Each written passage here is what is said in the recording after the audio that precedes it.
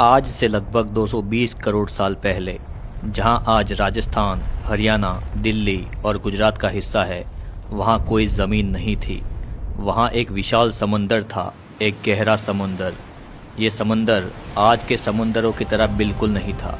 इसका पानी नीला नहीं था, बल्कि गहरा भूरा और कभी कभी लाल सा दिखाई देता था, जैसे किसी ने पानी में खून मिला दिया हो। इस रंग की वजह आयन थी। ये आयन आसमान से नहीं गिरा था, ये धरती के अंदर से आया था।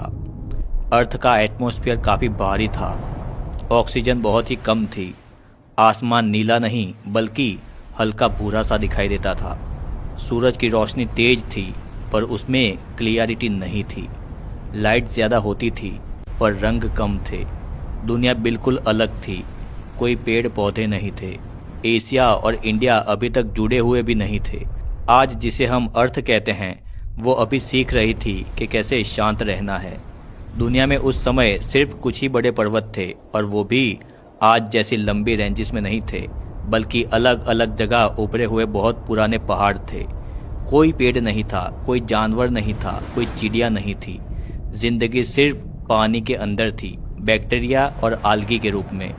अगर आप उस समय अर्थ पर खड़े होते तो दूर दूर तक सिर्फ पत्थर और लावा से जलती हुई ज़मीन और खालीपन दिखाई देता। कोई हरा रंग नहीं, कोई आवाज़ नहीं, कोई जिंदगी नहीं। उस समय धरती की ऊपर वाली लेयर काफ़ी पतली थी। नीचे मैग्मा उबल रहा था और समुद्र के तल में जगह जगह गहरी दरारें थी। इन दरारों से गर्म पानी ऊपर आता था।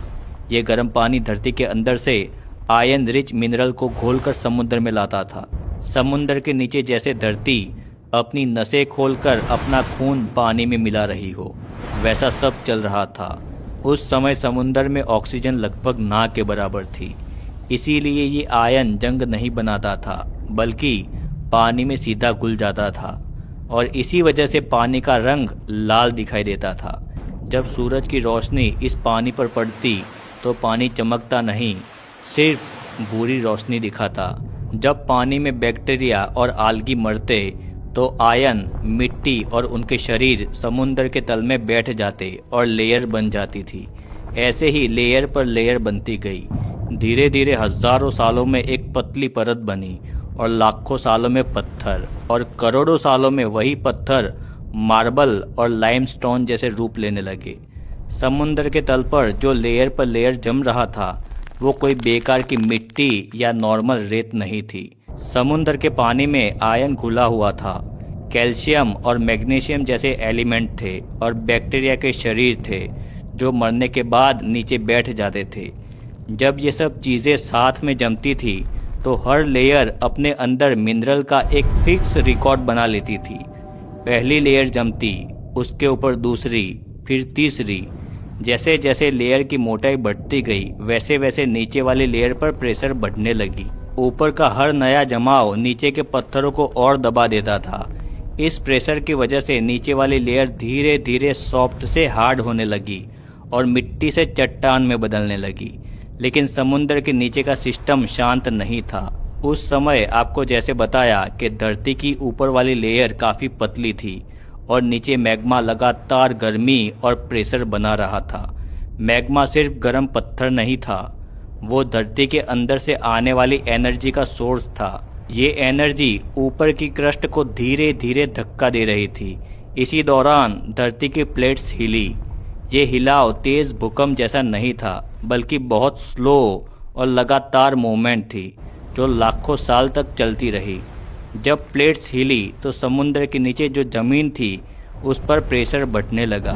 कहीं पर ज़मीन दब रही थी तो कहीं धीरे धीरे ऊपर उठने लगी। जिस जगह पर प्रेशर ऊपर की तरफ ज़्यादा था, वहाँ समुद्र का तल मिलीमीटर बाय मिलीमीटर ऊपर उठने लगा। ये उठाव बहुत स्लो था, हर 1000 साल में शायद सिर्फ कुछ मिलीमीटर ही। पर जब ये प्रोसेस 20 से 30 करोड़ साल तक चला तो पूरा सीन ही बदल गया।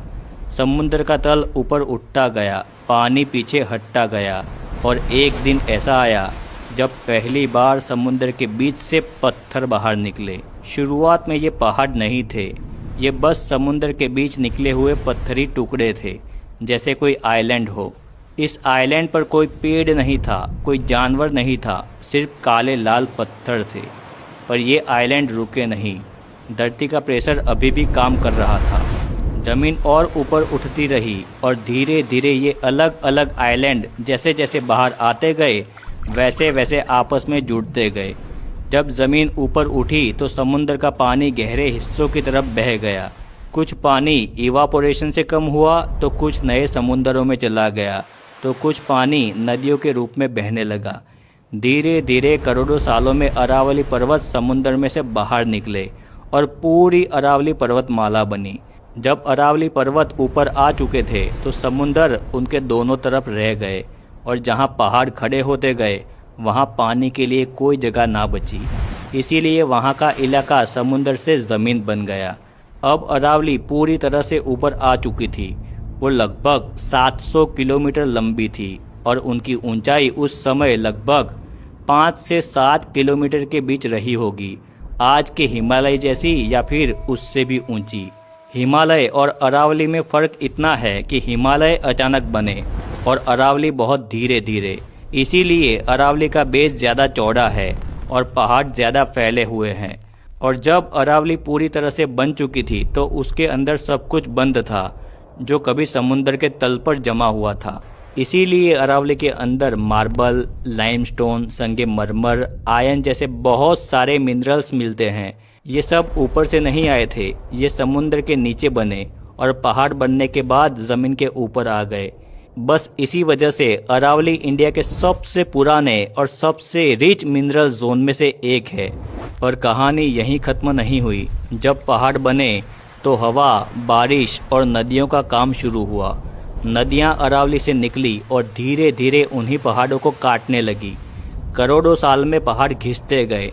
जो कभी शायद 6 से 7 किलोमीटर ऊंचे थे वो धीरे धीरे 1000 मीटर से भी नीचे आ गए।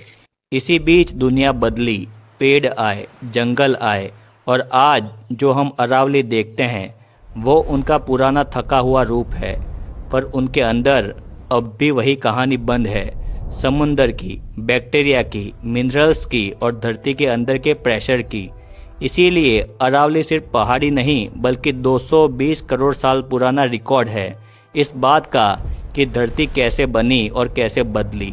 जो पहाड़ आज थके हुए लगते हैं वो कभी दुनिया के सबसे ऊंचे पहाड़ थे। अरावली को समझना मतलब धरती के बचपन को समझना है।